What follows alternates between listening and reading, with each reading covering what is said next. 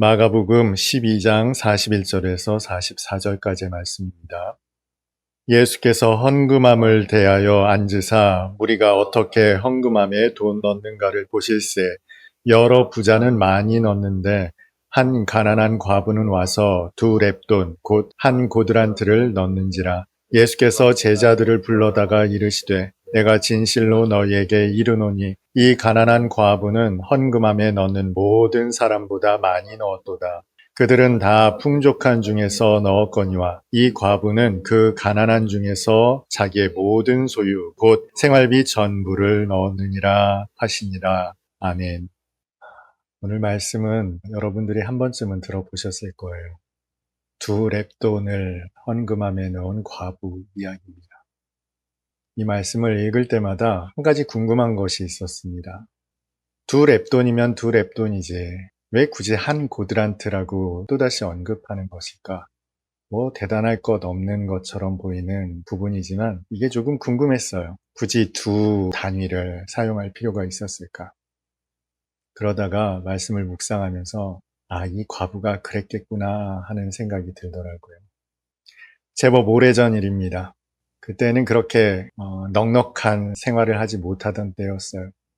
집안을 샅샅이 뒤져서 동전 몇 개를 찾았습니다. 10원짜리며 50원짜리며 하는 이 동전들을 죄다 모아서 동네 슈퍼로 가는 거예요. 그리고는 라면 1개를 집어듭니다. 2개도 못 샀어요. 라면 1개를 집어들어서는 동전을 내놓습니다. 라면 하나니까 굳이 봉지에도 담아주지 않습니다. 이렇게 라면을 들고 나오는데 등이 이렇게 뜨뜻하더라고요. 어린 마음에 부끄러웠던 모양입니다. 그렇게 집에 와서는 냄비에 물을 한솥 붓습니다. 그리고 라면을 끓여요. 이른바 한강라면을 끓입니다. 물을 많이 잡았다고 해서 한강라면이에요.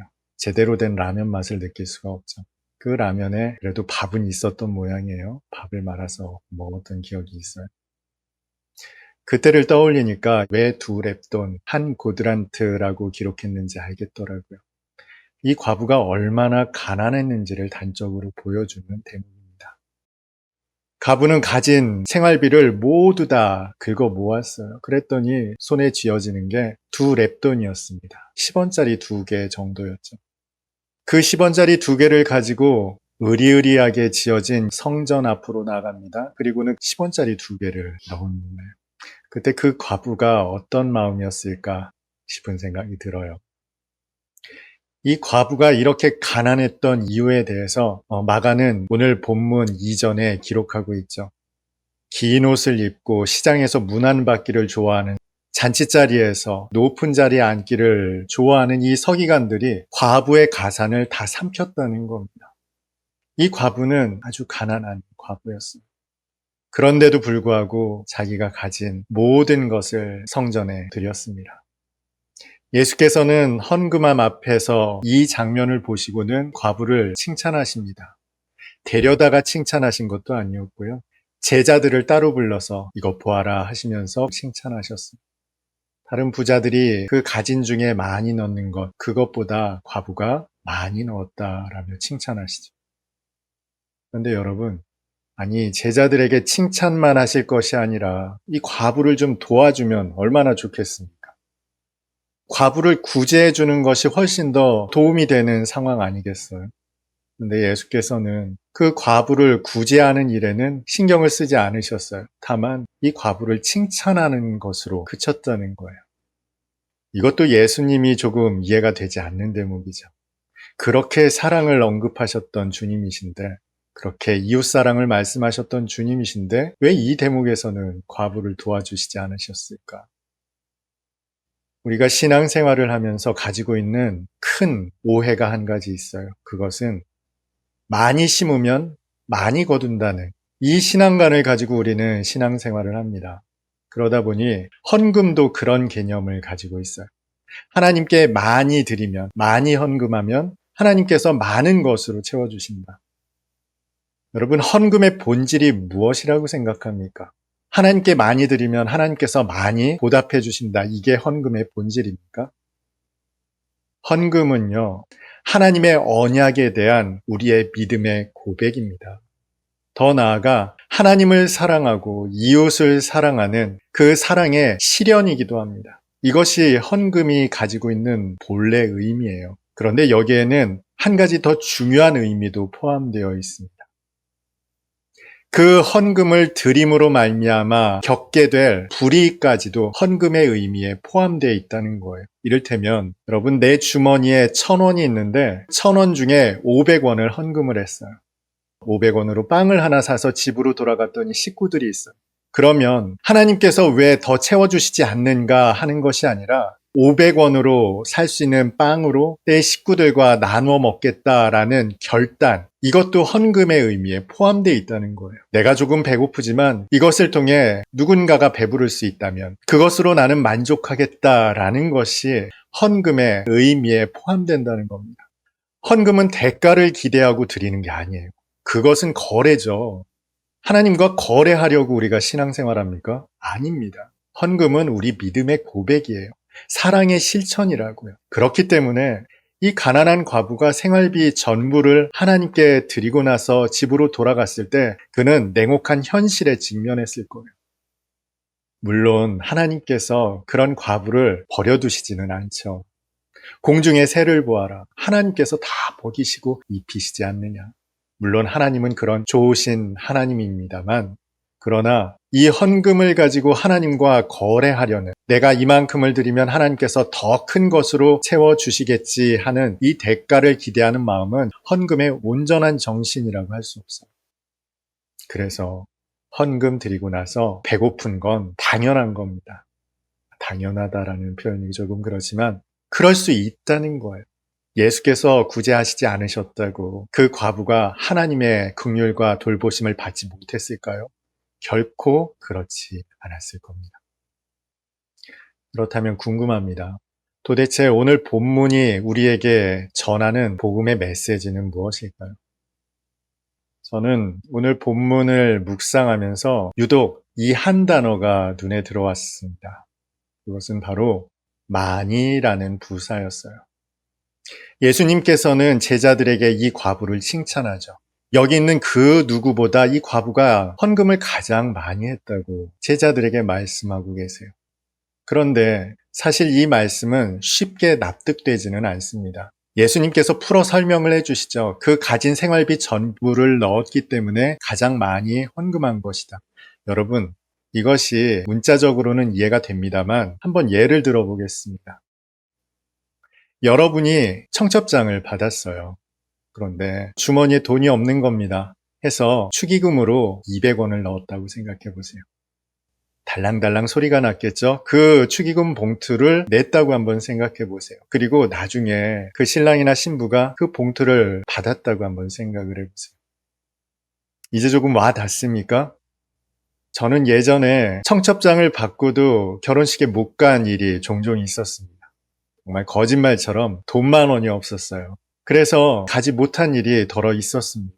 아무리 생각해도 5,000원 하는 것은 너무 말이 안 되는 것 같더라고요. 그런데 이 과부가 지금 그런 헌금을 드렸어요. 그런데 예수께서 가장 많이 헌금을 드렸다. 여러분, 이것이 쉽게 납득이 됩니까?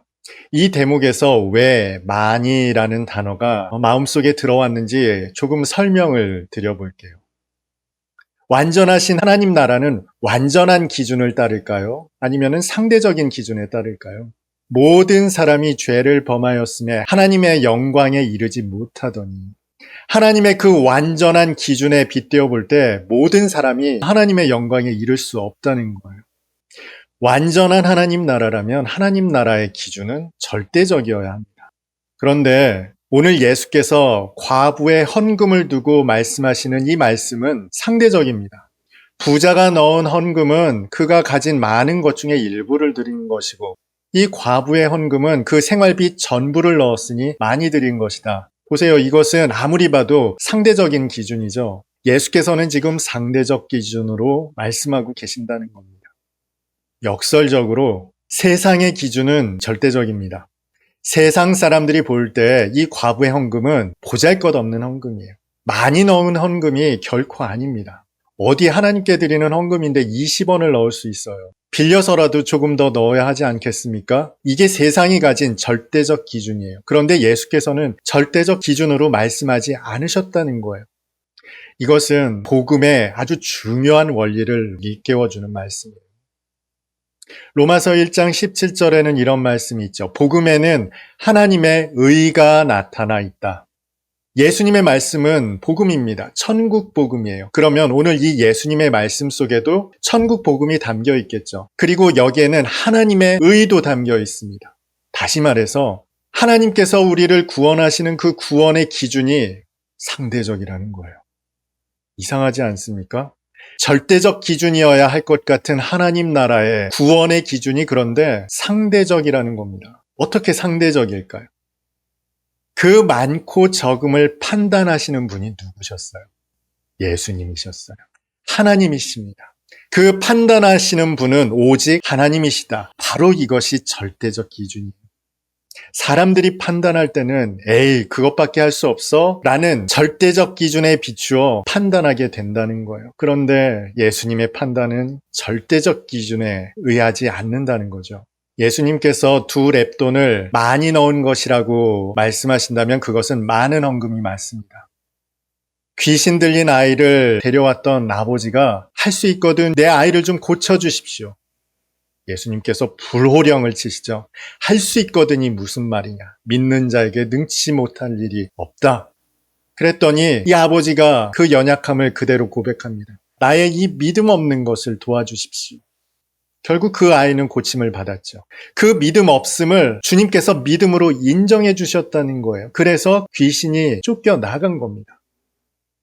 십자가에 달린 강도가 예수님께 이렇게 고백합니다. 주의 나라 임하실 때 저도 기억해 주십시오. 그랬더니 예수께서 말씀하시죠. 내가 나와 함께 낙원에 있으리라.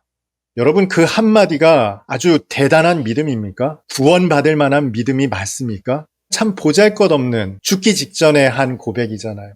그런데도 불구하고 주님께서는 그 보잘것없는 그의 고백을 믿음으로 인정해 주셨다고요. 그래서 그에게 말씀하시죠. 내가 나와 함께 낙원에 있을 것이다. 그 보잘것없는 믿음까지도 주님께서는 인정해 주셨다는 거예요. 아버지의 재산을 받아가지고 부유하게 떠났던 탕자가 거지가 됐어요. 재산은 죄다 탕진했고 그가 입은 옷이라고는 아주 다 떨어진 거지의 옷입니다. 얼굴은 꾀지저했고 먹지 못해서 말랐습니다. 아마 신발도 제대로 신지 못했을 거예요. 그는 그저 긍휼 한 가지만을 바라고 아버지께 왔어요. 자신을 품꾼의 하나로만 써주신다면 그것만으로도 감사하겠습니다. 그런데 그 아들을 본 아버지는 달랐어요. 저 멀리 거지꼴이 된 아들을 단번에 알아본 아버지가 버선발로 달려와서 아들을 끌어안죠. 내 아들 살아 돌아왔다. 돌아온 것 그 자체만으로도 구원받을 만한 믿음으로 인정해 주셨어요. 그를 구원해 주셨어요. 아들의 지위로 단번에 회복시켜 주셨습니다. 이웃 사람들은 뭐라고 말할 거예요? 이 불효막심한 아들을 정신이 번쩍 들게 매를 때려야 하지 않겠습니까? 품꾼으로 굶겨야 하지 않겠습니까? 그런데 아버지는 그렇게 하지 않으셨다고요. 아버지의 기준은 달랐다고요. 이것이 하나님 나라의 복음입니다. 하나님 나라의 기준이에요. 하나님 나라의 기준은요, 전적으로 하나님의 판단에 따릅니다. 하나님께서 이건 믿음이 맞다, 이건 많은 헌금이 맞다라고 인정하시면 그 누구도 반박할 수 없어요. 천사들도 아니고요, 참소하는 사탄도 아닙니다. 이것으로 되겠어 하는 자책하는 내 판단도 하나님의 기준에 전혀 영향을 미치지 않습니다. 오직 하나님의 판단에 따른다는 거예요. 이것이 오늘 본문 속에 담겨있는 복음이에요. 이 과부는 많은 헌금을 드린 것이 맞습니다. 하나님 나라는 역설적으로 하나님만이 판단하시는 하나님의 상대적 기준에 따르는 하나님의 절대적인 나라입니다. 사탄의 참소하는 이야기에 스스로 자책하는 내 생각에 여러분들은 의기소침할 수 있어요. 낙심이 될 수도 있습니다. 벌써 이마만큼 지나온 여러분의 생애 한가운데 섰을 때 주님께 드릴 게 그리 많지가 않아요. 이 과부보다 드릴 것이 없는 그런 분들도 계실지 모르겠습니다. 명절이면 의례껏 귀향을 합니다. 이때 금의 환영 할 수 있으면 얼마나 좋겠습니까? 그렇지 못한 여러분들, 많은 청년들이 또 많은 가장들이 현실 앞에 낙심이 되거나 실망이 되실지도 모르겠어요. 여러분, 하나님 아버지는 중심을 보십니다. 여러분의 진정 어린 마음을 보십니다. 그러니 세상이 판단하는 절대 기준에 사로잡혀서 여러분 스스로를 판단하지 마시길 바랍니다. 사탄에게 여러분에 대한 판단권을 내어주지 마시길 바랍니다. 오직 저와 여러분을 판단하시는 분은 주님이십니다. 십자가에서 피 한 방울, 물 한 방울까지 모두 다 쏟으셔서 구원하시기를 원하신 참 좋으신 주님이십니다. 그래서 성도가 늘 의탁해야 하는 한 가지는 하나님의 선하심과 인자하심입니다. 그분의 선하심과 인자하심을 의탁하여 우리가 사는 겁니다. 탕자를 받아주신 아버지이심을 믿고 의탁하는 마음으로 또다시 아버지께로 가는 겁니다. 오늘 고향으로 돌아간 여러분 모두에게, 부모님 집에 내려간 여러분 모두에게 하나님의 위로와 은혜가 함께 하시길 주님의 이름으로 축복합니다.